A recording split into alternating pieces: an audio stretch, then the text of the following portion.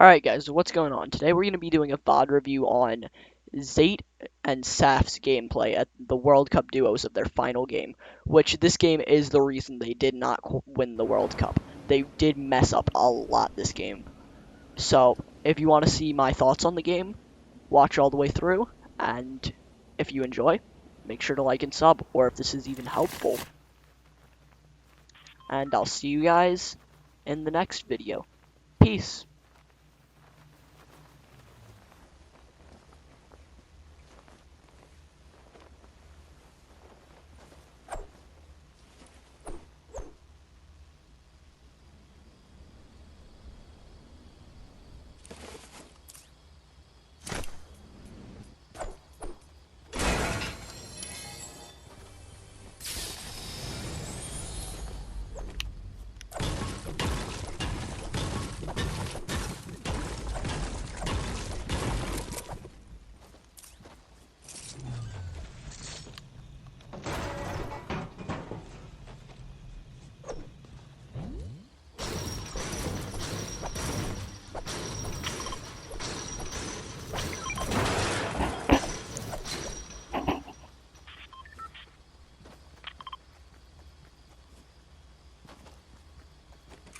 Alright, so Zayt is definitely making sure that he has enough mats, and he also had a perfect landing on exactly where he wanted to go. He knew where he wanted to go. The only thing I see here that could be a little bit messy is how far him and Saf are. He is really far over from Saf, so that could be a problem if there were people nearby. Now, at the moment, it doesn't seem like anyone's nearby. But if there were people nearby, Saf, let's say, or him, one of the two of them would end up dying, and then they'd have to solo duo for the rest of the game. But that isn't a bad enough problem. If they know what they're doing, that's fine. And Zayt does know what he's doing, for sure. He has probably the most LAN experience out of any of the players. This is a really smart move. Instead of using the 60 mats it takes to make a full 1x1, he just places a cone, and it's as much protection as a full 1x1.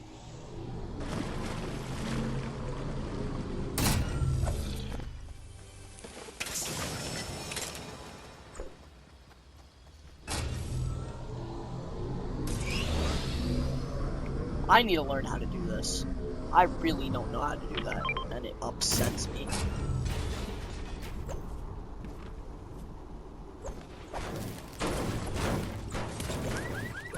When he heard that gunshot, he probably should have moved straight to his teammate, but if his teammate called out, he's like gonna just fire for him or something, because I don't know if that was his teammate or not, because I don't see anything on the now. He got shot. They are having really good luck. He just needs more ammo. His mats are not amazing right now, but they are very good. They're not, like, perfect for the end of the game. But a minute before the final circle closes, a minute before the first circle closes, and he has 80 kills already. With 800 mats, you can have 1500 max. That's not bad.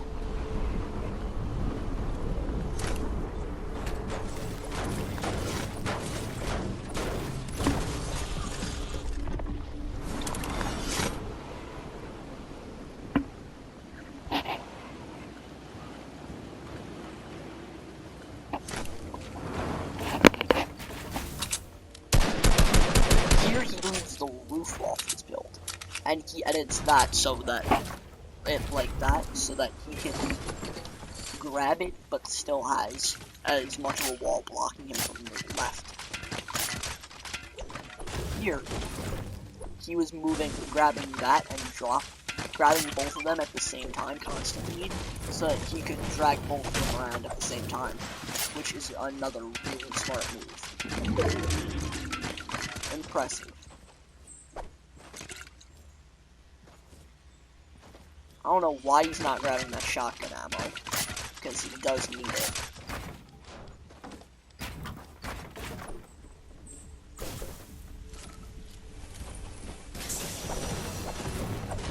Now here's what I was talking about before. You have two people flying through the slipstream right now. If they decide to go attack Saf, which it seems like they're doing right now, Saf would probably die by himself. Still doesn't grab that shotgun ammo. But if those two people were to go and attack Saf, Saf would die right now. Because he's all alone without a teammate. And they probably would see that and go after him. Now it seems like they're running in the slipstream, so it's fine for now, but yeah, they could have picked Saf off kinda easy there.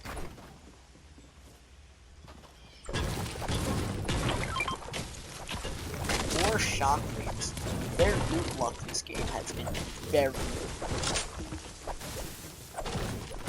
The only thing is Zayt still needs more ammo.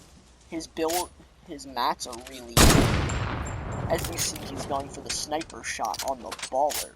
Because if he hit that, even if it's a fully healthy baller without a sniper, it will be.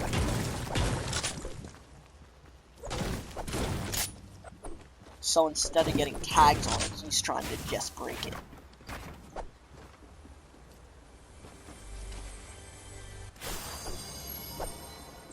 They are taking a lot of time looting, and they did need kills in this game, because it was only a 3-point difference between them and Aqua and Nyrox. So, they shouldn't have... I get this is their comfort zone, like playing really passive, but they should have been a little bit more aggressive this game. Like, they are taking... like, Zayt is taking shots with that heavy snipe, but they really aren't playing aggressive at all. And from what we saw from Aqua and Nyrox, they were playing very aggressive.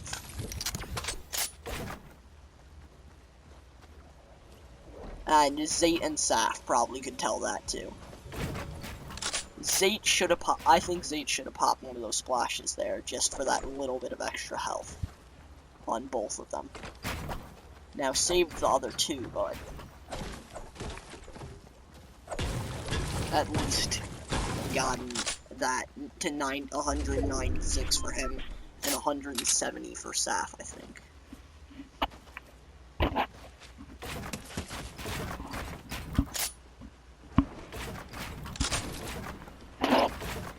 Yeah, they get tagged a decent amount moving away here.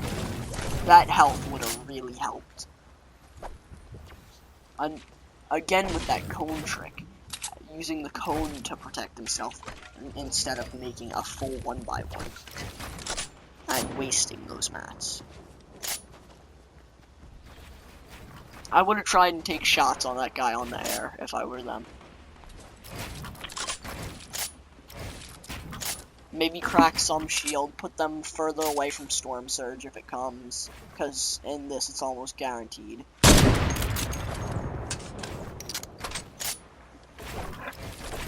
It's more than almost guaranteed, it's like a definite in this, unless, yeah, in World Cup, it's almost definite that Storm Surge happens. Then they use that cone, since the cone has more varieties of what they could actually do with it. Zayt finally pops one of the splashes for that little bit of extra health on him and Saf.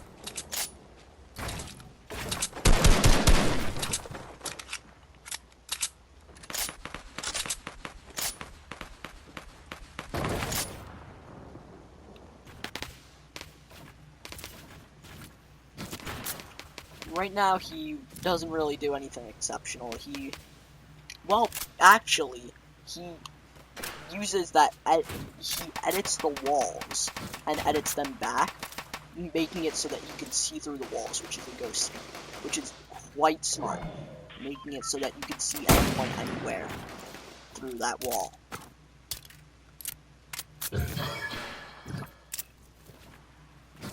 Yeah, here, like I said, they should have went for more tags, because they are only 10 above Storm Surge. So,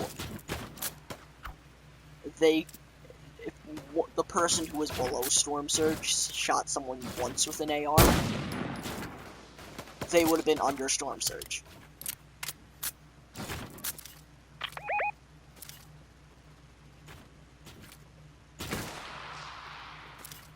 The windows are quite risky,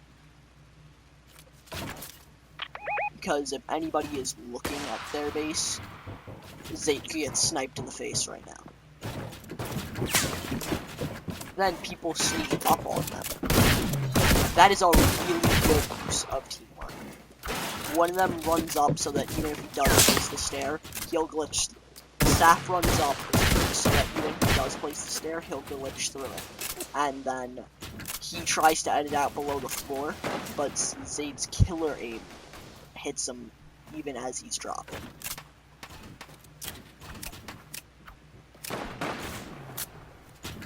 Here, Saf gets sniped and Zayt gets tagged. This is a big problem. Zayt, from what I can tell, Saf needed to be much more covered. Because almost always when you go down, you don't get back up. Now here I think that he is able to get Saf back up, but yeah, he does. But if somebody decided to put more pressure on them,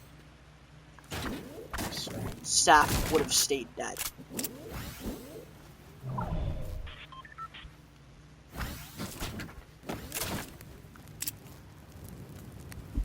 Good move on using the campfires. And then he should pop one or two of the splashes once he hits 100. He does, okay. Oh, he pops all three.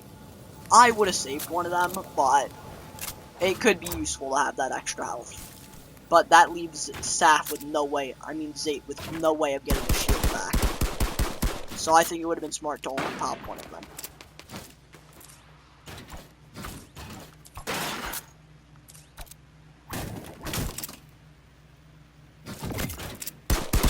Then they use this launch pad. Then they place a launch pad. I don't know if that was really needed. I think they could have rotated with their shockwaves and saved the launch pad for later. Or even just started rotating if somebody started shooting at them and use their shockwaves.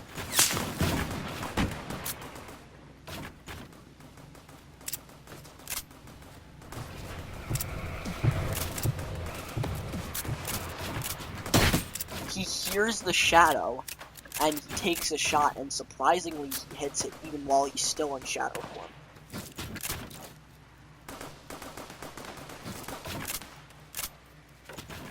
And he sees the splashes go off, and he rushes the box because he knows that they're relatively low at the popping splashes.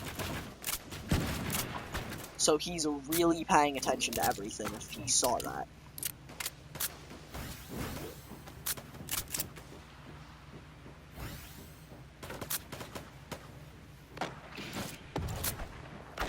He also did let Saf heal up before going into rushing.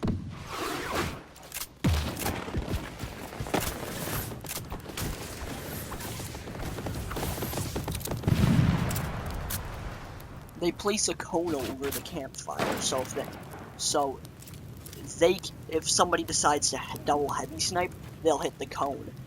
And also, if the airstrike starts to break through, the campfire will stay, instead of the campfire getting blown up right away. And that means Saf will get back all of his health.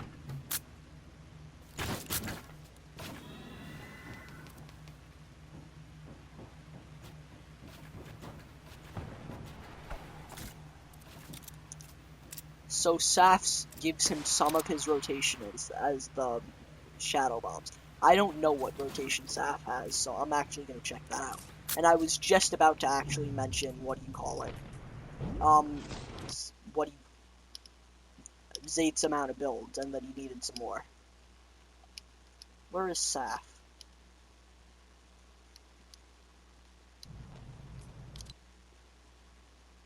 I can't find him.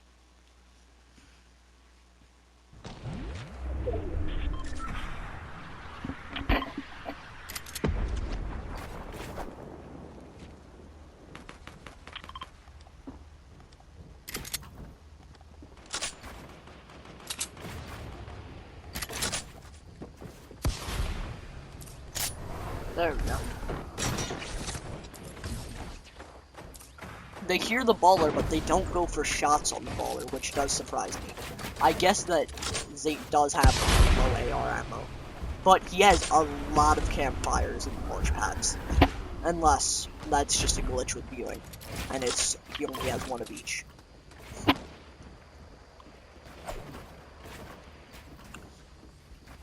It does seem like heals might be a problem for them.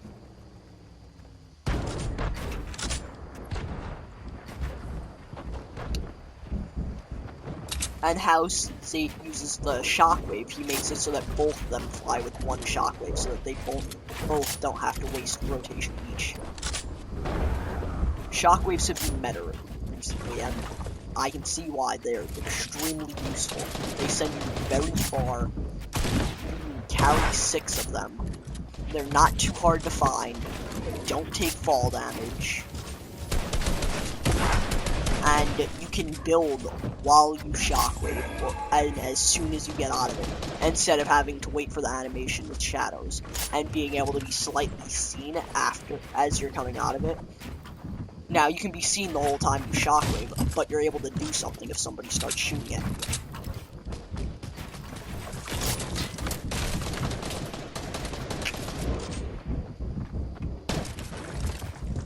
Right now, he's still using the ghost peek method to look around.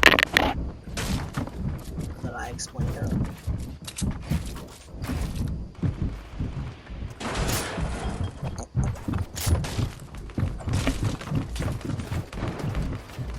They really did need to pay more attention to get kills this game. They played extremely passive. They did not shoot at anyone.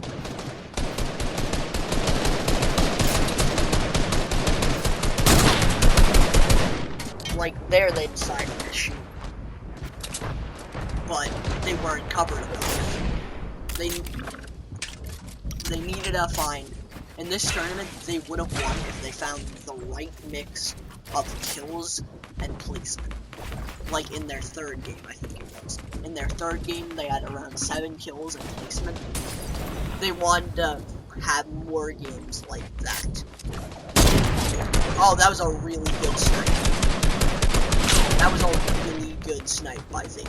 He paid by going for the thirst, because he would have gotten it one way or another. So, he should have just let it come through on its own time. No one would have been able to get the time to res, because everybody, if he ran out there and went to res him, his teammate, he would have gotten sprayed by everybody in the lobby.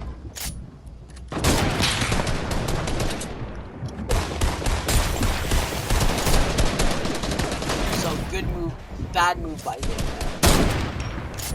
Like, they do need to go for more kills, but not in that way. They can't pay their whole health bar just for a single kill.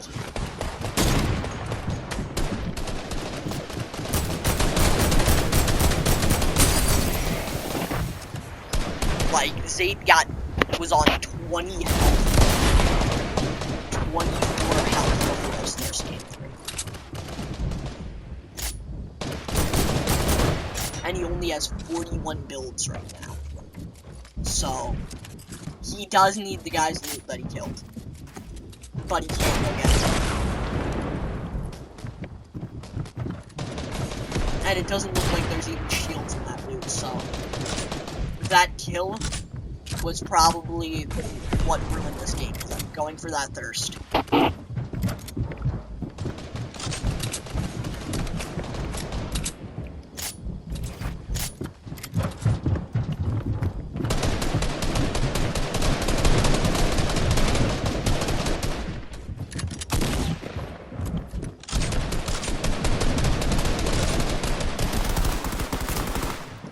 They're preparing for the rotation slightly by just placing some floors out as they go, so that nobody can take them before they rotate.